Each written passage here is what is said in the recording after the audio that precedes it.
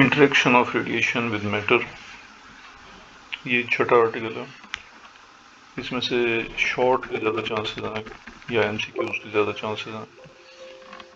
सबसे पहले है कि पार्टिकल अल्फा या बीटा या गैमा रेडिएशन है, उसकी रेंज क्या होगी।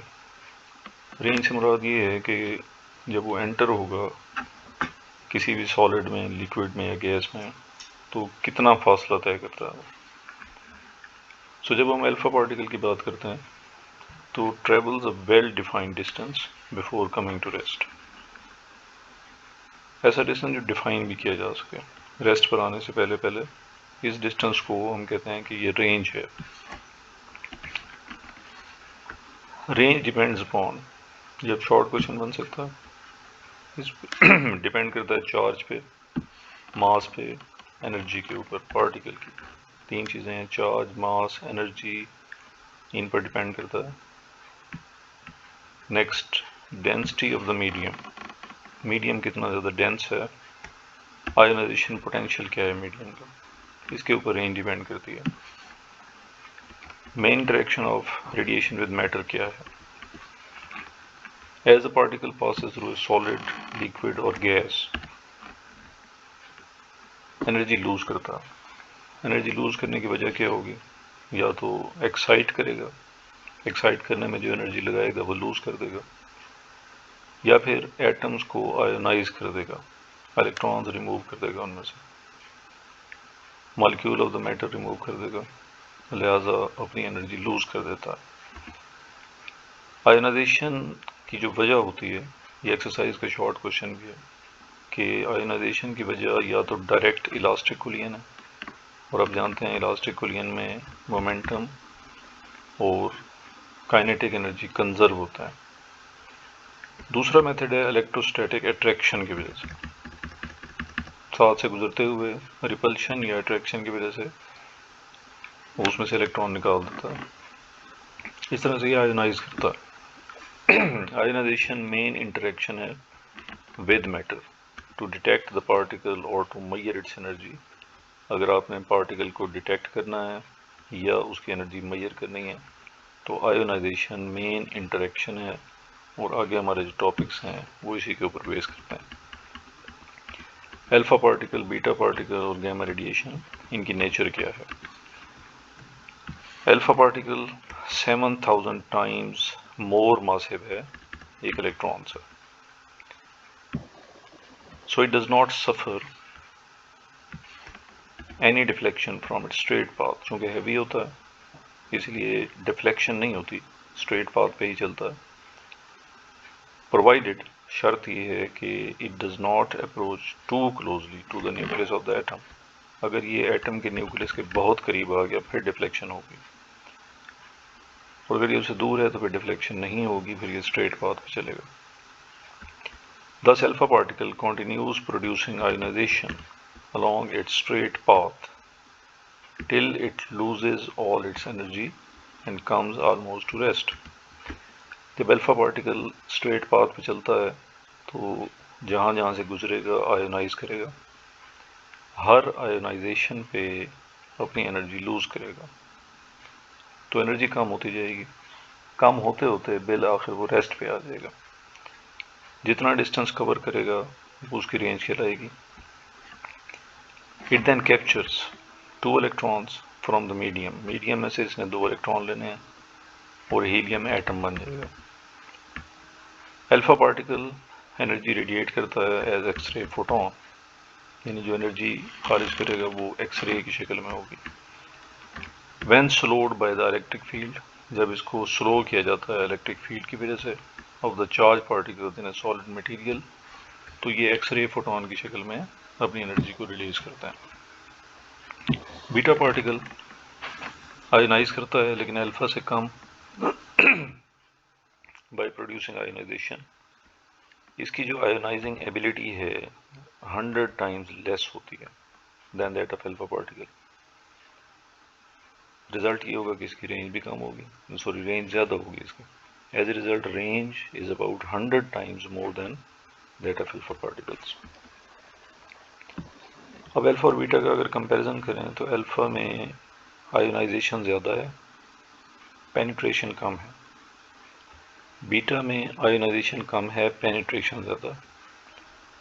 Beta particles are more easily deflected by collisions, आसानी से डिफ्लेक्ट हो जाते हैं बनिस्बतन अल्फा पार्टिकल्स के। Thus the path of beta particle is measured, तो बीटा पार्टिकल जो है वो चूँकि स्ट्रेट नहीं होता, इरेटिक पाथ होता है, इसलिए बीटा पार्टिकल को मेजर करते हैं इफेक्टिव डेप्थ से of penetration into the medium, के मीडियम के अंदर इनिशियल पॉइंट से फाइनल पॉइंट तक जो स्ट्रेट लाइन होगी वो ड्रॉ की जाएगी और वहीं से इसकी रेंज निकाली जाएगी। The more dense the material through which the particle moves, the shorter it's range will be. जितना ज़्यादा डेंस मटेरियल होगा उसकी रेंज शॉर्टर होगी। अल्फा में भी ऐसे ही है, बीटा में भी ऐसे ही है। Beta particle radiate energy as X ray photon, ये भी एक्सरे फोटोन की शक्ल में एनर्जी रेडिएट करता है जब इसको स्लो किया जाता है by the electric field of the charge particle in A solid material. तो ये लाइन तकरीबन वही है जो कि अल्फा पार्टिकल में थी। इसके बाद नेक्स्ट आता है हमारे पास gamma radiations. Photons of gamma rays being uncharged, अब चूंकि फोटॉन्स हैं गैमा रेज के, इस पर कोई चार्ज नहीं होता, कॉज वेरी लिटिल आयोनाइजेशन, इसकी आयोनाइजेशन इंतहाई कम होती है। Photons are removed from a beam by either scattering और एब्जॉर्प्शन इन द मीडियम। यह अहम बात है इसके अंदर कि फोटॉन्स रिमूव कैसे होते हैं किसी भी बीम में से, किसी भी रेडिएशन में से, या तो स्कैटरिंग होगी या फिर एब्जॉर्प्शन होगी मीडियम के अंदर।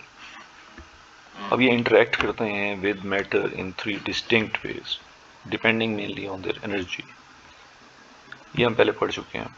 मसलन लो एनर्जीज पे less than 0.5 mega electron volt, the dominant process that move photon from a beam is photoelectric effect. अब याद करें फोटोइलेक्ट्रिक में ये एनर्जी नहीं दी हुई थी, यहाँ एनर्जी लिखी हुई है, आप इसे वहाँ कोट कर सकते हैं। Number 2, at intermediate energies dominant process Compton scattering. याद होगा एक्सरेज यूज की थी कॉम्पटन में, जब X ray photon scattered by an electron, Compton scattering होगी। उसके बाद पेयर प्रोडक्शन पड़ी तो उसमें एनर्जी मजीद ज़्यादा थी और ये गैमा रेज थी, more than 1.0 mega electron volt energy is needed. आगे एक नई बात स्टार्ट हो रही है। In air gamma rays intensity falls off as the inverse square of the distance from the source। जैसे कूलम्स लॉ है, इनवर्स स्क्वायर लॉ को ओबे करता है, gravitational force inverse square law को ओबे करती है, गैमा रेज इंटेंसिटी भी कम होती है इनवर्स स्क्वायर के हिसाब से। In much the same manner as light from a lamp, बिल्कुल ऐसे ही जैसे कि लैम्प से लाइट। इन सॉलिड्स इंटेंसिटी, ऊपर बात हो रही थी एयर में, ये फ्लूइड में बात हो रही थी, अब यहाँ बात हो रही है सॉलिड्स में। इंटेंसिटी डिक्रीज एक्सपोनेंशियली, ये जो अब बात पढ़ाने लगा हूँ इस पर एक न्यूमेरिकल भी है एक्सरसाइज का। Exponentially E raise to power something, यानी कर्व आएगी, यहाँ पे स्ट्रेट लाइन नहीं आएगी अगर आप ग्राफ बनाना चाहें। With increasing depth of penetration, जैसे जैसे पेनिट्रेशन की डेप्थ इंक्रीज होती है तो इंटेंसिटी डिक्रीज होती है exponentially into the material। Intensity I not of a beam, एक बीम की इंटेंसिटी आई नॉट है जिसको हम कहेंगे मैक्सिमम इंटेंसिटी है। After passing through a distance x, ये एक्स रेंज है, मीडियम के अंदर इज रिड्यूस्ड, वो कम हो जाएगी इंटेंसिटी आई, तो आई नॉट मैक्सिमम है, आई डिक्रीज होगी। Given by the relation I is equal to I nought e raise to power minus mu x. I intensity कम हो गई, आई नॉट मैक्सिमम है, ई एक्सपोनेंशियल है, इसकी पावर है minus mu times x, x भी पावर है म्यू भी पावर है। म्यू क्या है जी?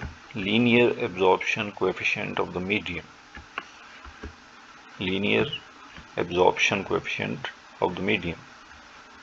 ये कोएफिशिएंट डिपेंड करता है on the energy of the photon as well as on the properties of the medium, medium के प्रॉपर्टीज पे और फोटोन की एनर्जी पे ये डिपेंड करता है। मैंने कहा जी यही नंबर जो है ना फार्मूला, ये एक्सरसाइज में एक न्यूमेरिकल है, उसमें यूज़ होता है। आप ट्राई करेंगे, नहीं होगा तो मैं बाद में हल करूँगा इसको। इसके बाद इसी टॉपिक के अंदर एक और आता है जी फ्लोरेसेंस। कैथोड ऑसिलोस्कोप में आपने पढ़ा था कि फ्लोरेसेंस जो है ना वो स्क्रीन होती है। ये फ्लोरेसेंस यहाँ पे इसको डिफाइन किया गया कि फ्लोरेसेंस एक प्रॉपर्टी है, और ये शॉर्ट क्वेश्चन बहुत दफ़ा आ चुका है, ऑफ एब्जॉर्बिंग रेडिएंट एनर्जी। जो एनर्जी आप फेंकेंगे किसी भी मटेरियल पे जो कि फ्लोरेसेंट शो करेगा, वो रेडिएंट एनर्जी को एब्जॉर्ब कर लेता है हाई फ्रीक्वेंसी की, और फिर री एमिट करता है उसी एनर्जी को लो फ्रीक्वेंसी में, और वो फ्रीक्वेंसी विजिबल रीजन की होती है, लिहाजा आप उसे देख सकते हैं। इसलिए हम कहते हैं कि ये प्रॉपर्टी फ्लोरेसेंस की है। Charge particles alpha, beta and gamma radiations ये फ्लोरेसेंस पैदा करते हैं या ग्लो करते हैं जब आप स्ट्राइक करते हैं ये सब्सटेंसेस, जैसे कि जिंक सल्फाइड है, सोडियम आयोडाइड है, बेरियम प्लाटिनो साइनाइड है। अगर इन पर स्क्रीन को कोट किया गया इनसे, तो जब रेडिएशंस पड़ेंगी तो वो ग्लो करेंगे, बिल्कुल ऐसे ही जैसे जुगनू ग्लो करता है। इसके बाद इसी टॉपिक में न्यूट्रॉन की प्रॉपर्टीज भी हैं। न्यूट्रॉन्स न्यूट्रल पार्टिकल्स हैं, एक्सट्रीमली पेनिट्रेटिंग होते हैं, आयोनाइज नहीं करता, ज़्यादा पेनिट्रेटिंग ज़्यादा होगी।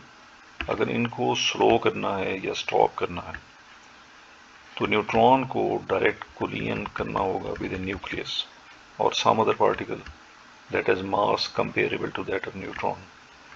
तो यहाँ पर याद करें elastic collision in one dimension, उसमें जो केसेस थे उसमें से एक केस था, अगर दो बॉल्स हैं, दोनों का मास सेम है,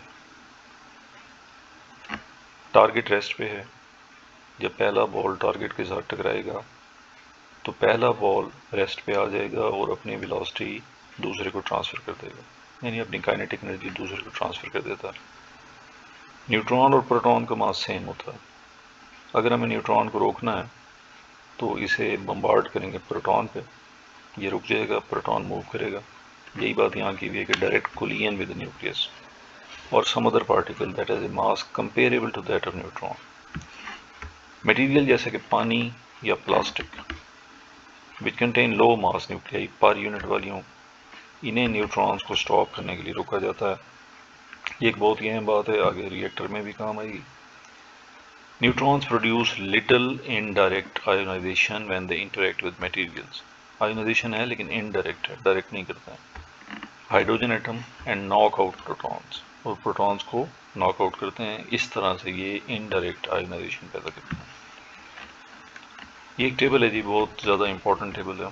इसके अंदर कैरेक्टरिस्टिक्स हैं, इन कैरेक्टरिस्टिक्स को देखेंगे और ये आपने याद भी करना है, इनमें से कोई एक आधा एमसीक्यूज आ जाता है।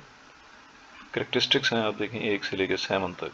पहला नेचर है, टिपिकल सोर्स है, आयोनाइजेशन, आयंस, आयन पेयर्स पर मिलीमीटर इन एयर है, रेंज इन एयर है, एब्जॉर्ब्ड बाय एनर्जी स्पेक्ट्रम और स्पीड।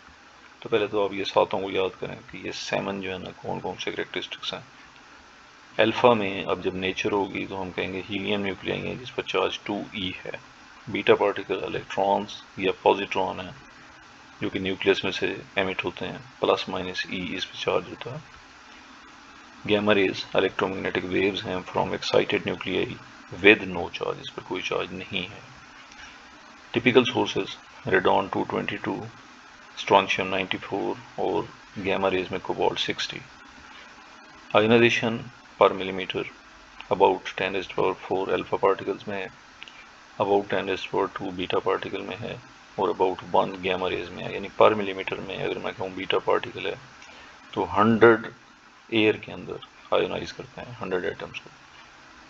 एयर में रेंज सेवरल सेंटीमीटर है अल्फा पार्टिकल की, इसकी सेवरल मीटर है बीटा पार्टिकल। और गैमा रेज इनवर्स के लॉ को ओबे करते हैं जैसे कि अभी हमने पढ़ा। Alpha particles are absorbed by a paper, एक आम जो पेपर होता है कागज़, ये उससे एब्जॉर्ब हो जाता है। 1 से 5 मिलीमीटर एल्यूमिनियम शीट में बीटा पार्टिकल और लेड शीट 1 से 10 सेंटीमीटर, इसका मतलब आयोनाइजेशन कम और पेनिट्रेशन ज़्यादा। Energy spectrum emitted with same energy, इसकी वेरिएबल है बीटा पार्टिकल की, और गैमा रेज भी वेरिएबल है। स्पीड अल्फा पार्टिकल की रिलेटिविस्टिक है 10⁻⁷ मीटर पर सेकेंड, बीटा पार्टिकल भी रिलेटिविस्टिक है 1 × 10⁸ मीटर पर सेकेंड, और अप्रॉक्सीमेटली 3 × 10⁸ मीटर पर सेकेंड, यानी वेलोसिटी ऑफ लाइट ही है जो कि गैमा रेज की है। नेक्स्ट लेक्चर के साथ इंशाल्लाह फिर हाजिर होंगे जी। इसको अच्छी तरीके से प्रिपेयर कर लें, समझ लें और उसके बाद इसको याद कर लें।